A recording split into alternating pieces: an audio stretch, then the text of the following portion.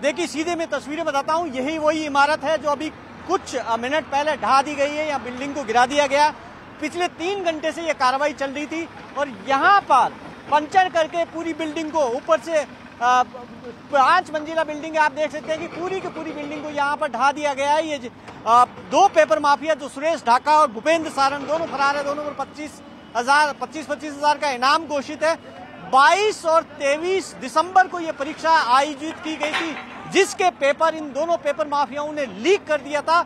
इसमें 55 लोग अभी तक अरेस्ट हो चुके हैं। अभी तक कार्रवाई देखी गई चल रही है, लेकिन मेन बिल्डिंग का स्ट्रक्चर है वो ढा दिया गया। अभी भी जो कार्रवाई है वो लगातार यहाँ पर जारी है, लेकिन यहाँ से ये तस्वीरों से देख सकते हैं कि ये जो बिल्डिंग है, ये बिल्डिंग न सिर्फ अवैध रूप से भी बनी हुई थी, जो मेन ये रोड है इस पर अतिक्रमण करके ये बिल्डिंग बनाई गई थी और बड़ा कोचिंग सेंटर, बड़ा नाम था इसका, और ये दोनों पेपर माफिया इसको चला रहे थे। और उसके बाद में 2 दिन पहले जयपुर विकास प्राधिकरण ने नोटिस दिया था और उसके बाद में इनको अतिक्रमण तोड़ने के लिए कहा था और आज बुलडोजर लेकर पहुंचे। तो आप देखिए कि जो यूपी में जिस तरीके से माफियाओं के खिलाफ कार्रवाई होती है, पहली बार राजस्थान के अंदर इतना बड़ा एक्शन हुआ पेपर माफियाओं के खिलाफ। और राजस्थान में नकल को लेकर बड़ी दुविधा है, क्योंकि पिछले 12 भर्ती परीक्षाओं के पेपर लीक हो चुके हैं, इसलिए ये जो कार्रवाई है काफी मायने रखती है। आप देखिए कि जो पूरी बिल्डिंग ऐसा लग रहा था चंद सेकंड में, 3 घंटे की कार्रवाई के बीच में मात्र 40 सेकंड का वक्त हुआ जब ये पूरी बिल्डिंग भर भरा कर गिर गई यहाँ पर इस तरीके से। अब जो बाकी बिल्डिंग है, बाकी हिस्सा वो तोड़ा जाएगा। ये मलबा यहाँ पर हटाया जा रहा है और पीछे का जो हिस्सा है वो तोड़ने की कार्रवाई अभी जारी है। आप गनीमत ये रही है कि यहाँ पर ये जिस वक्त बिल्डिंग गिरी थी, यहाँ का सब जो काफी लोग, पुलिस के जवान, यहाँ पर मीडिया के लोग पास में खड़े थे। किसी के चोट नहीं आई, किसी को अंदाजा नहीं लग रहा था कि बिल्डिंग इतनी जल्दी गिर जाएगी। जिस तरीके से ये गिरी है, ये लग रहा था कि शायद हो सकता हो कि इसको तोड़ने में काफी वक्त लगेगा, लेकिन 3 घंटे की कार्रवाई के बीच में जैसे ही इसको पंचर किया, फिर उसके बाद में बिल्डिंग तत्काल जमींदोज हो गई है।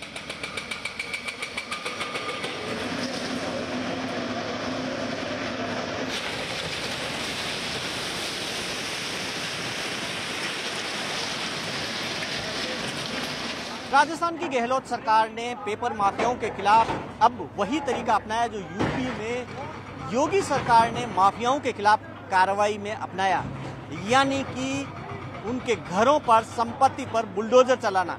यहाँ पर जयपुर के अंदर बुलडोजर चलाया गया अधिगम कोचिंग सेंटर पर। ये उन्हीं 2 पेपर माफियाओं की बिल्डिंग है, जो पेपर माफिया जिन्होंने 22 और 23 तारीख को पेपर लीक किया था शिक्षक भर्ती परीक्षा का, और इस पूरी बिल्डिंग को जमींदोज कर दिया गया है, यहाँ पर गिरा दिया गया है। यहाँ आप देखिए कि तो इस पूरी बिल्डिंग को अब आप यहाँ पर मलबा साफ किया जा रहा है। 3 घंटे की ये कार्रवाई चली। हमारे साथ में रघुवीर सैनी है, प्रवर्तन अधिकारी। सैनी साहब, ये जो अब गिरा दिया गया, अब एक्शन बाकी है कोई? देखिए, जैसा देख रहे हैं आप कि इस गंभीर प्रकृति की वृहद अवैध व्यावसायिक बिल्डिंग का अधिकांश भाग पूरी तरह से ध्वस्त हो गया है। हमारी प्राथमिकता पूरी सुरक्षात्मक एहतियात सतर्कता बरतते हुए इसका ध्वस्तीकरण करना था। वो हमारी टीमों ने बड़ी मेहनत करके कोऑर्डिनेशन कोऑपरेशन से टीम स्पीड से इसको कार्रवाई को अंजाम दिया। पूरे डाइवर्जन हमने मुख्य रोड का करवाया, आसपास के लोगों को हटाया, पूरा कॉर्डन करके हमने सुरक्षित ढंग से इसको अंजाम दिया है। अब चूंकि प्राथमिकता हमारा ये है कि एक तो मुख्य रोड को, इसको आवागमन यातायात सुचारू करें, तो मलबा हटे, जैसे आप देख रहे हैं हटाया जा रहा है। फिर ये मलबा हट करके और मशीन की अप्रोच पहुंच सके, मैनुअल अप्रोच हो पाए, तो मलबा हटा के जो इसका 10-15% हिस्सा रह गया उसका ध्वस्तीकरण करेंगे। क्या इन पेपर माफियाओं की और भी कोई संपत्ति ऐसी आइडेंटिफाई की है जहां आप एक्शन करने की सोच रहे हैं? देखिए, ये संबंधित जांच एजेंसी बताएंगी। हमारे अवधान में ये आया था, हमने पूरी तरह से विधिक कार्रवाई करके और हमने इसको अंजाम दिया है। अब जो भी यदि संबंधित जांच एजेंसी राजस्थान पुलिस हमें बताएगी तो पूरी तरह से उस पर विधि सम्मत कार्रवाई करके पूर्णतः सटीकता से निष्पादन सुनिश्चित करेंगे। क्या इससे एक बड़ा संदेश जाएगा इन नकल माफियाओं में कि अगर उनके आर्थिक हितों पर चोट की है, कि उससे आपको लगता है कि ये जो नकल माफिया है कहीं न कहीं डरेंगे? निसंदेह देखिए, जैसा मैंने बताया कि राज्य सरकार की ये नकल प्रकरणों में, नकल गिरोहों के प्रति जीरो टॉलरेंस की, पेपर लीक के मामलों में जीरो टॉलरेंस की नीति है। इस बिल्डिंग के ऊपर भी कार्रवाई ध्वस्तीकरण की तात्कालिक कारण ये था और मुख्य आधार इसका संपूर्ण अवैध होना मुख्य आधार था। तो निसंदेह जो अपने यूथ के साथ में, उनके भविष्य के साथ में, उनके सपनों के साथ कोई आपराधिक करते करे, खिलवाड़ करे, ये जीरो टॉलरेंस की नीति का है और निसंदेह उनको बख्शा नहीं जाना चाहिए। तो ये जीरो टॉलरेंस की नीति जो राजस्थान सरकार अब कह रही है कि वो पेपर माफियाओं के खिलाफ अपनाने जा रही है, और क्योंकि इसको लेकर स्टूडेंट्स में काफी गुस्सा है, क्योंकि लगातार जिस तरीके से पेपर लीक होते जा रहे हैं उसको लेकर सवालों के घेरे में रही सरकार। और क्योंकि पिछली तकरीबन 12 भर्ती परीक्षाएं जो स्टूडेंट्स का कहना है कि उनके पेपर लीक हो चुके हैं, और अब इस वक्त आप देखिए कि ये जो बिल्डिंग का 3/4 हिस्सा ढा दिया गया है। अब जो बचा हुआ है वो पार्ट, उसको भी ढाया जा रहा है यहाँ पर इस वक्त, और ये यहाँ पर एक्शन लगातार जारी है।